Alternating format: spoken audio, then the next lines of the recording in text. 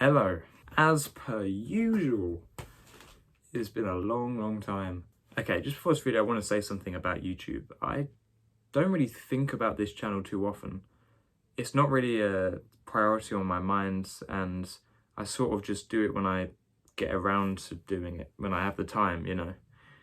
Yet, every time I post, I get so much love from all you guys and great comments and more views than I would have at all expected from just a hobby of mine. So I do really want to thank you guys, everyone who watches, people who comment saying that they watch every video and they're excited for me to post the next Oscar one, and also an apology that I rarely ever do post.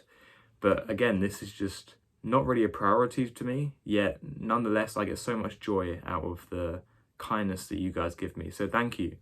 And just remembering that was what made me now impromptu want to film the next one. So yeah, thank you. Especially with my last video, which wasn't even Oscar or film related. I reached a whole new audience and it had some of the nicest comments and I think 6k views. So, I mean, for something that I don't really think about too often, that is pretty good. And thank you, seriously.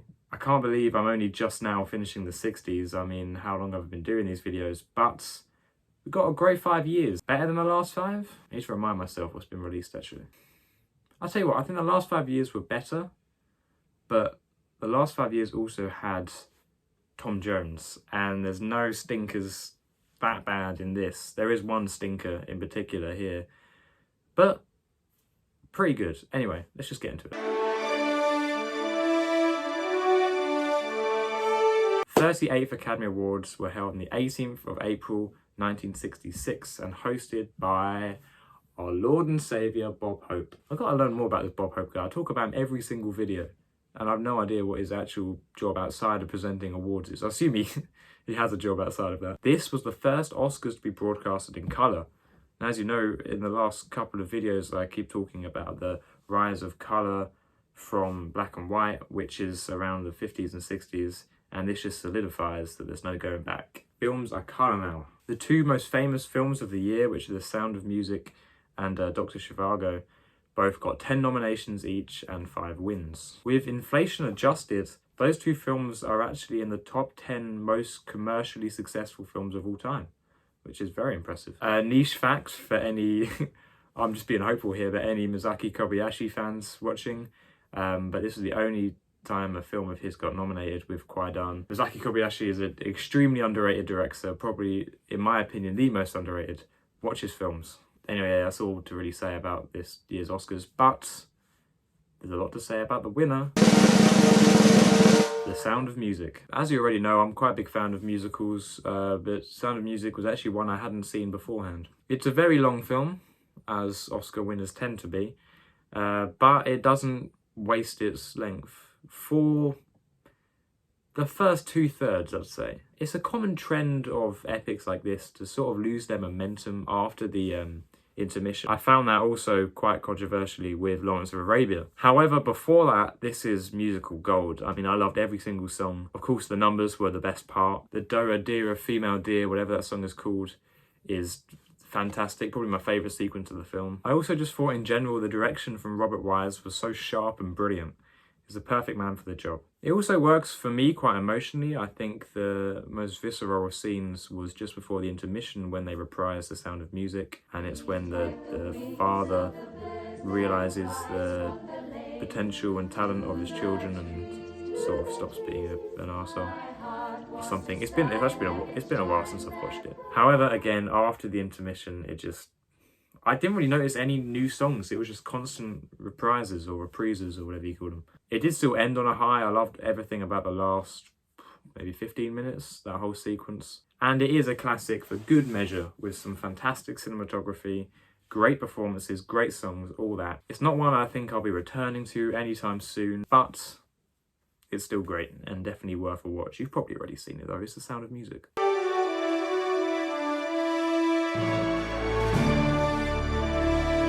The light is really irritating me. It's coming up with this line. What can I do? That's broken. You'll have to live with it. The 39th Academy Awards were held on April 10th, 1967, hosted by, any guesses? Bob Hope. There were 5 Best Picture nominees, but only 2 were nominated for Best Director, which is very unusual. Usually those 2 awards go hand in hand. For the first time in Oscar history, 2 sisters, were nominated in the same category, them being Vanessa and Lynn Redgrave. The first time this happened was in 1941 with Joan Fontaine and Olivia de Havilland. Again, not a very eventful day for the Oscars, but every Oscars is eventful in its own way. What wasn't eventful was the winner.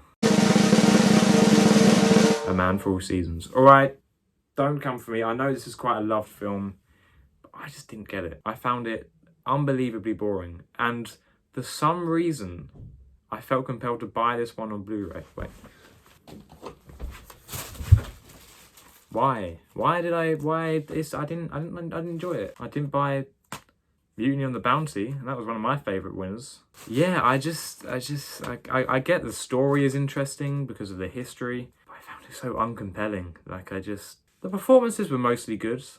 However, that was also sort of a negative because my favourite performance was from Robert Shaw, and that was extremely sidelined. So one thing I can say is that the editing was on point. I mean, going from talking about Sound of Music, which is a very typical 60s film, edited in a very typical 60s way, this sort of approach felt a lot more 70s and a lot more whatever you want to call that movement of editing. I don't know. There's not much else to say. I'm not going to lie to you. I'm sorry, and I know I'm going to get a lot of angry comments saying about why this is a masterpiece. No, I didn't get it. And please tell me why it's great. Maybe I'll even rewatch it. I won't rewatch it. I just found it dull, very plainly shot and made.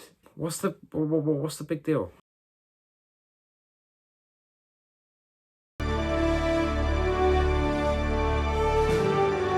The 40th Academy Awards were hosted on the 10th of April 1968 and hosted by Bob Hope.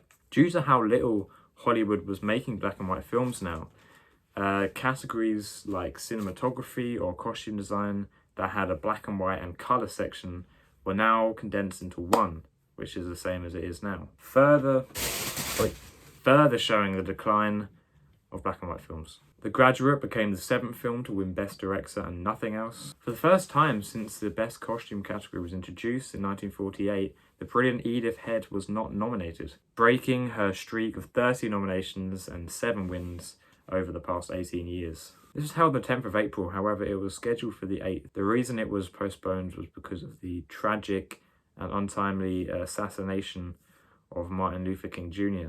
And coincidentally, the winner was In the Heat of the Night. I also bought this one. Where are you? In a very modern looking poster. I mean, this looks like the film could have been made in the noughties. I do not regret this purchase. The film hooks you in with one of the greatest theme songs of all time. The titular song, In the Heat of the Night, is by Quincy Jones and features Ray Charles. And it is a belter. In the heat of the night.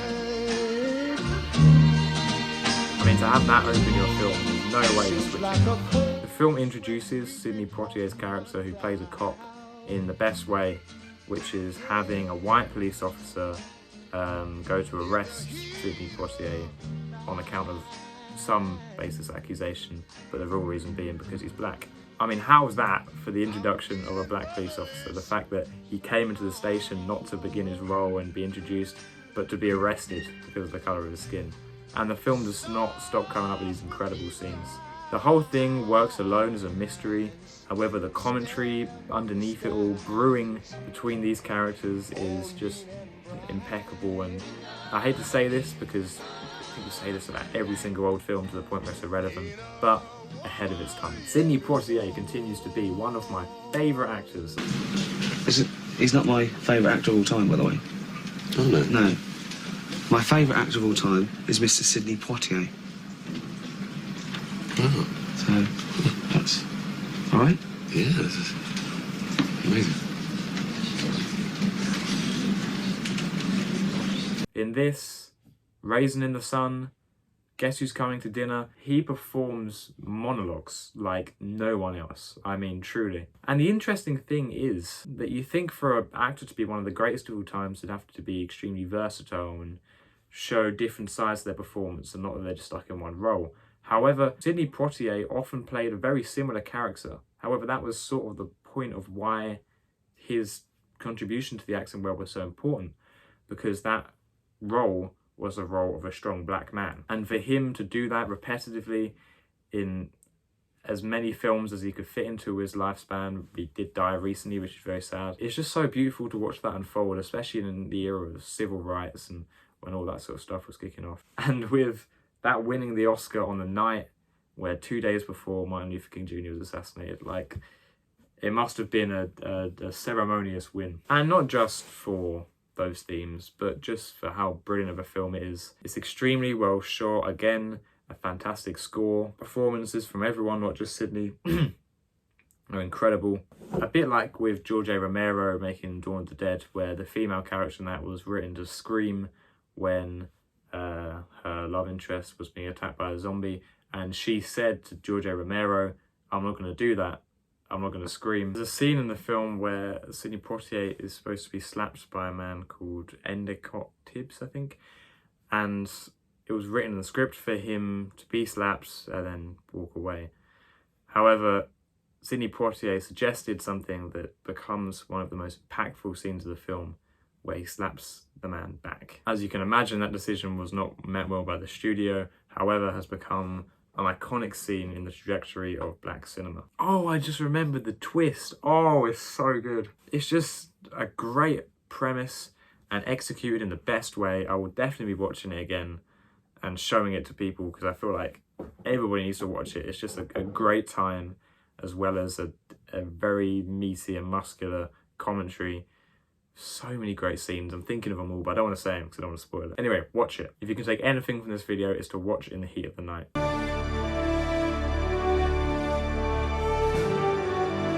The 41st Academy Awards were held on April 14th, 1969, and it was hosted by no one, not Bob Hope, no. For the second time in Oscar history, this was hosted by no one. I mean, Bob Hope must have just been ill that day and everybody freaked out. Either way, the man deserves a break, okay? Just clap for Bob Hope. This was the first year where the rating system was introduced, giving films an age limit as to who can see it. Previously, the Hays Code alone monetized all the films and limited the amount of violence or nudity or whatever that can be shown in a film. However, with films like In the Heat of the Night that addressed themes that the Hays Code would have previously just boycotted, the Hays Code was proved ineffective, as well as the fact that so many films were just being released ignoring it. Like, it was more of a thing for studios to do to enforce the Hays Code rather than an actual rule. So when films like Billy Wilder's Some Like It Hot were just released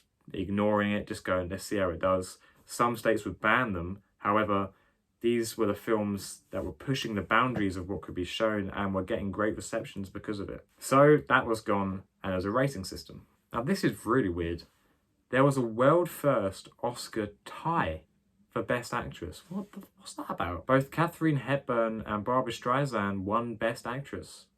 Why? Well, why? No, that's not the point of the Oscars. Criminally, the only nomination Stanley Kubrick got for 2001 was Best Effects. The greatest film of all time, and it only won Best Effects. I don't understand. I mean, of course it won Best Effects because have you seen it? But you've got to remember, this is the only Oscar nomination a Kubrick film would ever get.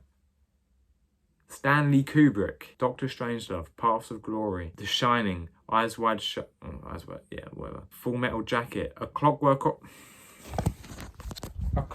Orange. Probably the greatest director. Oh well, I'll drop it, okay? The Oscars have pissed me off already. They have so much now. Another Oscar first. An Oscar was actually revoked.